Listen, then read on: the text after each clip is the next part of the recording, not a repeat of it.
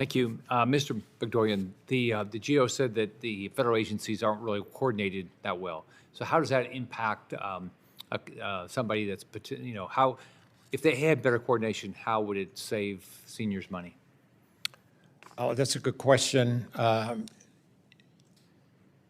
There might be a way to cross-reference approaches by a particular older American who goes to the FBI, because that makes sense to them, when the FTC might be better positioned to help them, or the CFPB for that matter, or some other agency.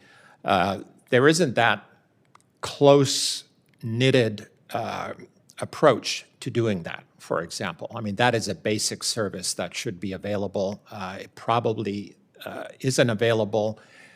There are some agencies that accept consumer complaints, but they will refer them to their own online educational materials, for example, rather than saying, well, thank you for your call, but you should have gone to X.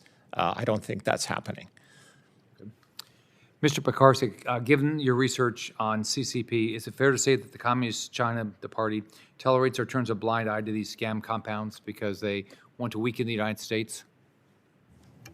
That's the most generous interpretation, that they turn a blind eye. I think more nefariously, they actively support and abet whenever they have a chance to.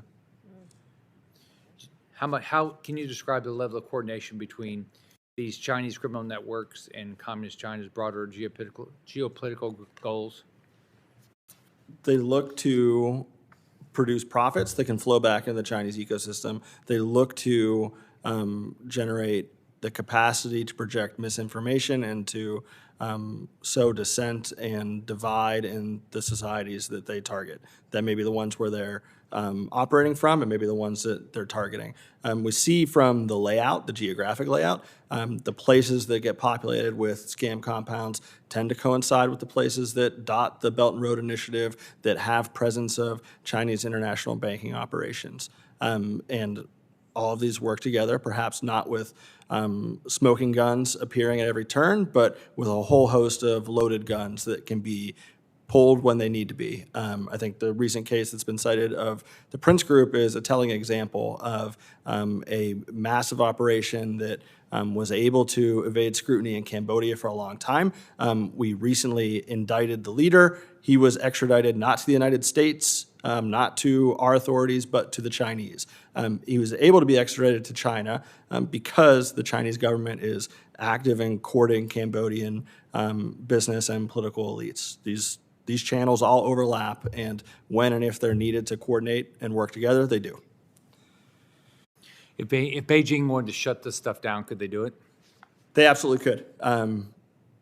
For better or worse, they respond only to shows of strength and declarations of the capacity to control escalation dominance. And for that reason, I think that American strategy needs to target the international presence of Chinese banks. It's commendable that several pieces of legislation that the committee's advanced cites IEPA authorities.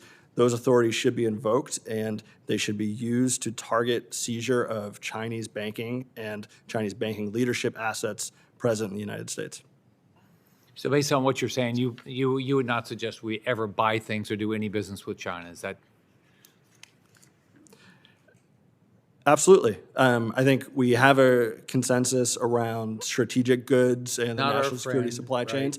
But across the board, American societies depend on Americans working together and American businesses thriving at all levels. And if we allow even our most non-strategic assets to be fully offshored to an adversary, we're imposing on ourselves for no reason an opportunity cost. It's not just the cost of that sector, it's the opportunity cost of that sector thriving somewhere else and not contributing directly to American society.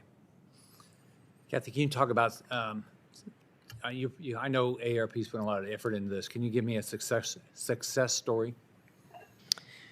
Well, we probably talk to about 100,000 people every year through our helpline, and we're not in a position, we're not law enforcement, we're not social workers, but we are able to talk to people in a sort of shame-free zone. We can't get their money back, but we can offer emotional support. And we created a fraud support Zoom sessions, small group Zoom sessions several years ago. And some of the people that have come through that are here with me today. And what we do see in the success is that people begin to understand that it wasn't their fault, that they're not alone. They rebuild a sense of self. They build a sense of agency, and then they want to do something about it. So we have victims telling their own narratives to you, to law enforcement, to industry, to try to help people understand from that victim impact stance how nefarious these are. Yeah, probably if somebody was a victim, it's probably better TV, better opportunity than somebody would listen to them also, right? Well, we have a YouTube series called Fraud Wars that we just launched at the end of, actually it was the last summer. And it's like these little 11 or 12-minute, very highly produced videos, and it's the first-person narrative, and they're very captivating.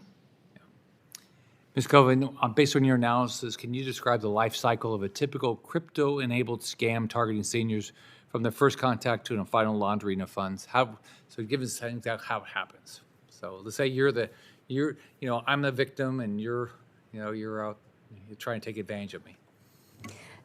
Thank you for the question. We don't often see the full life cycles. Sometimes we get information after the scam has already occurred. But I can say that we are able to use our analysis to find when a victim makes recurring payments. And we've been able to do analysis on specific scam typologies, separating out pig butchering versus blackmail and extortion scams, from other scam typologies to understand which scams elicit recurring payments from a victim. So we can see how effective they are in continuing to bleed out victims of their life savings versus ones that are shorter term. And so we're seeing a growing number of scam typologies, which I think is really interesting in the conversation of defining what a scam is, because these scammers are relentless in capitalizing on new technologies, new flavors of the day. So we're seeing different typologies leveraging working from home, for instance, which is a different on-chain presence than maybe an impersonation scam. And we see the typical services recurringly used for laundering. So the blockchain shines a bright light on these services that continue to operate and process scammed funds. So while the special measures on Huiwan, for example, are very encouraging as the largest, most prominent service that facilitated scams, there are others. There are definitely successors waiting in the wings, and we know that scammers hedge their bets and are present on multiple different underground forums and guarantee platforms to continue their operations. So anything that injects friction in these conversations, injects friction in their laundering, their trust in the different services, and imposes cost on all the key components of the supply chain are welcome and should be part of a national strategy. Is China and Southeast Asia, are they a majority of the scammers? I would say it's certainly a model that is highly effective. Not all scams originate from China or Southeast Asia, but it is setting the model for what we fear other jurisdictions, other scammers, other organizations could adopt. Is information sharing helpful? Absolutely. And I appreciate this committee's attention on ways we can streamline information sharing. There are so many different entities where a victim can report their scam, but also many don't. And the blockchain is effective in highlighting payments of victims that may have not reported.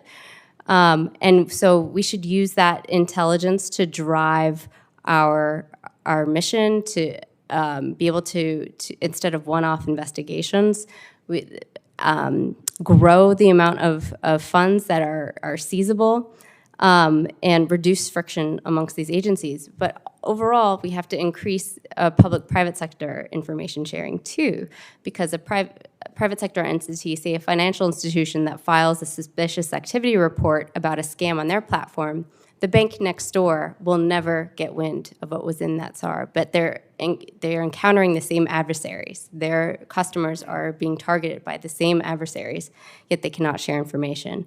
And private sector is best positioned to prevent future scam victims. So we need that